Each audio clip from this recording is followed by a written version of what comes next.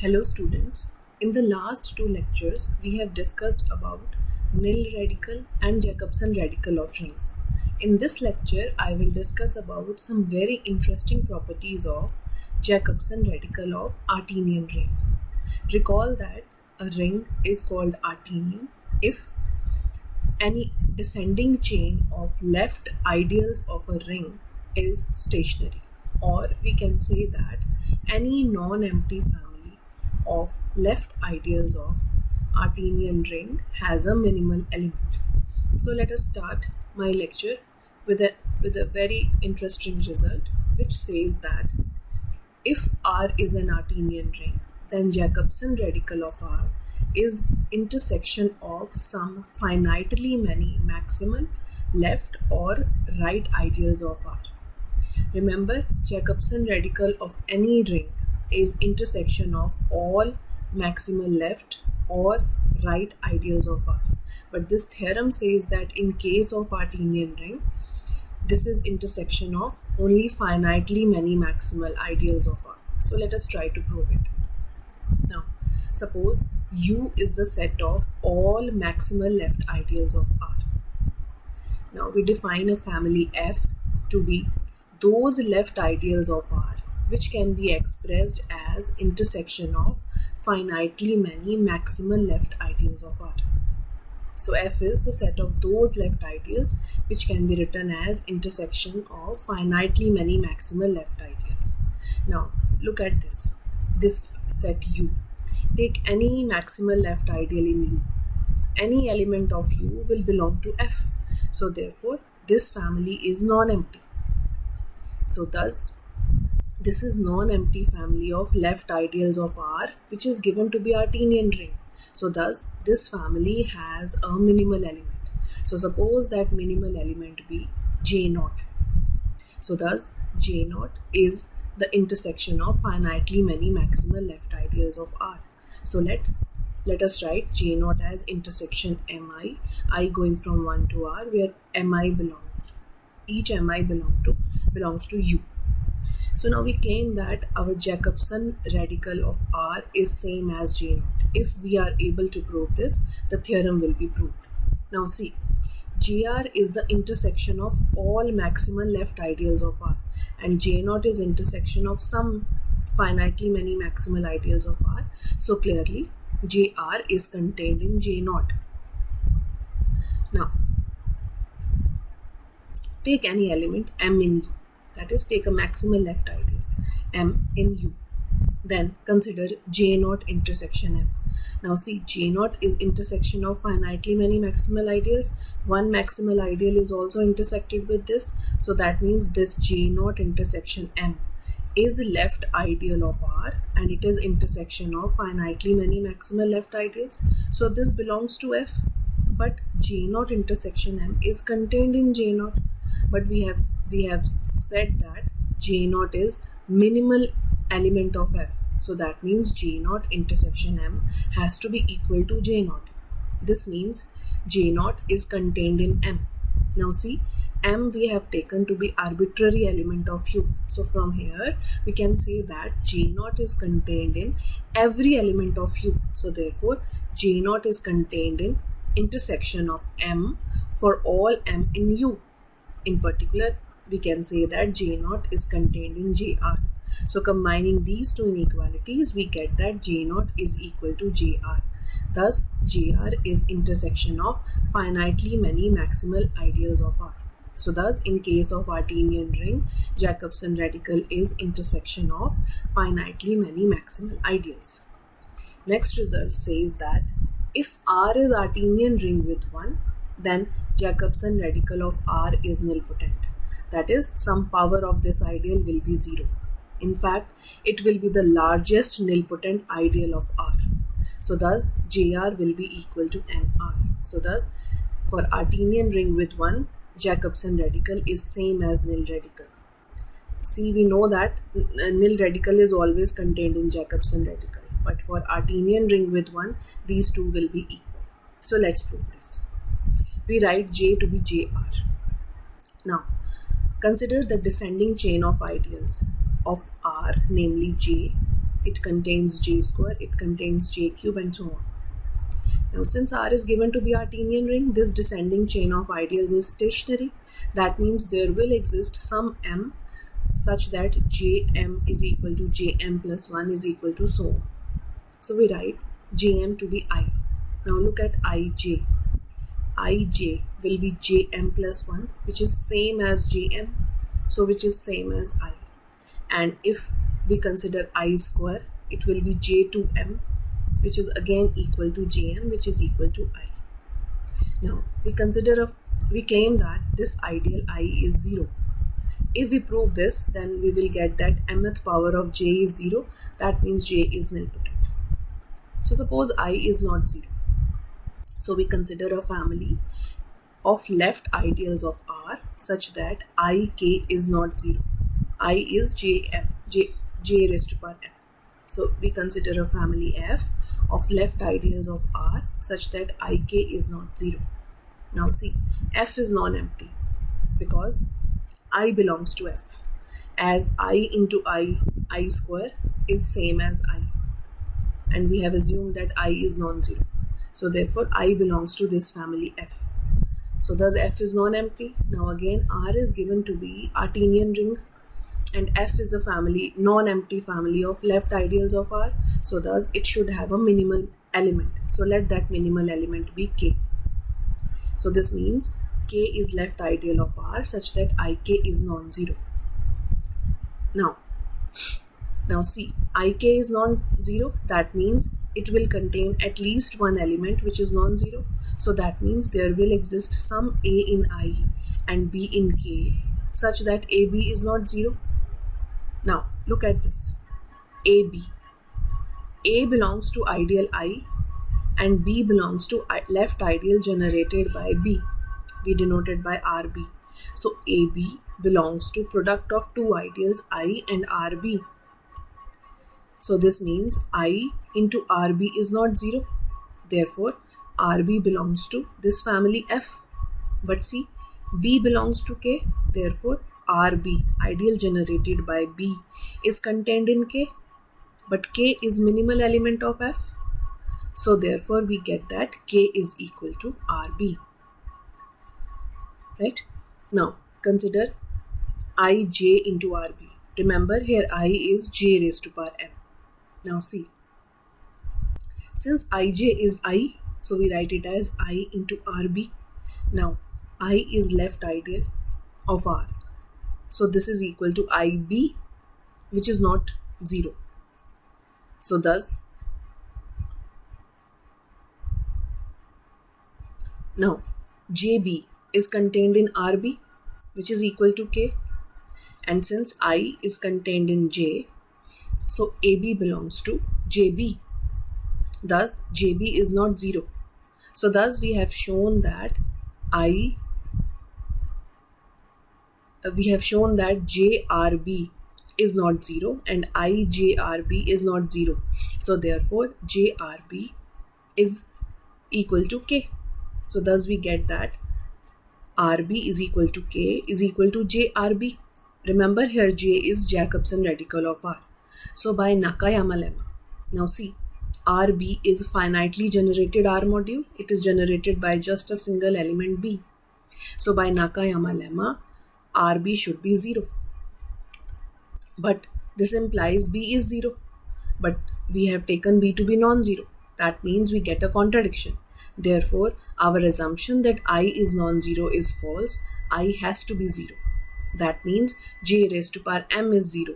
That means J is nilpotent. So thus we have shown that in an Artinian ring with one, Jacobson radical is nilpotent. Now, J is nilpotent. This implies for all elements A of J, two-sided ideal A is contained in J. Now J is nilpotent. So therefore, every element of this will be nilpotent. That means this ideal is nil.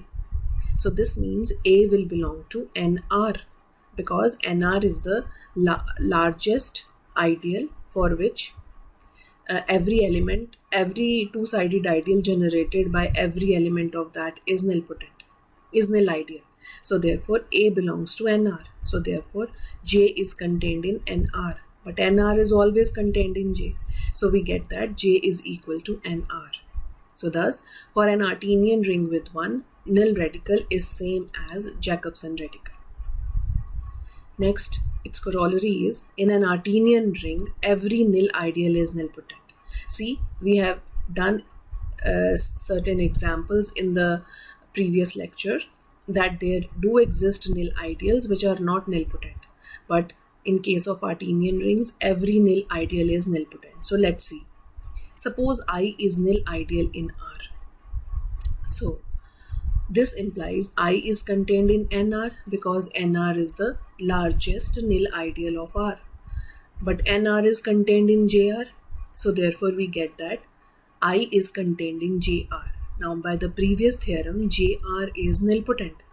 So this means I is nilpotent.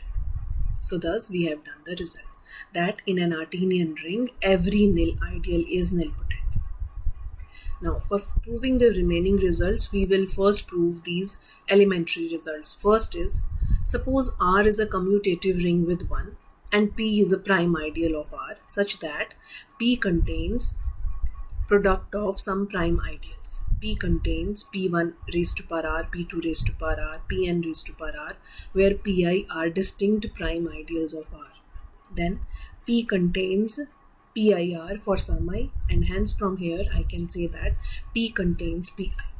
So let us prove this. Suppose P does not contain PIR for any I from 1 to n. This means for each I going from 1 to n, we can choose an element which is in PIR but not in P. Let that element be xi. So that means for I equal to 1, that element is x1 which lies in P1R but not in P. Similarly, now take x to be product of x1, x2, xn. Now clearly, since x1 belongs to P1R, x2 belongs to P2R, xn belongs to Pnr, so this product will belong to P1R, P2R, Pnr. But x1 is not in P, x2 is not in P, xn is not in P, and P is given to be prime ideal. So this product cannot belong to P. So thus, we have produced an element x which is in this product but not in P. But we have assumed that P contains this product. So we get a contradiction. This means our assumption is wrong. P should contain PIR for at least one I. So again, writing this as P contains Pi into PIR times and applying the same argument, we can say that P will contain Pi for some I. Thus, if R is a commutative ring with 1 and P contains product of prime ideals, then it contains at least one of the prime ideals.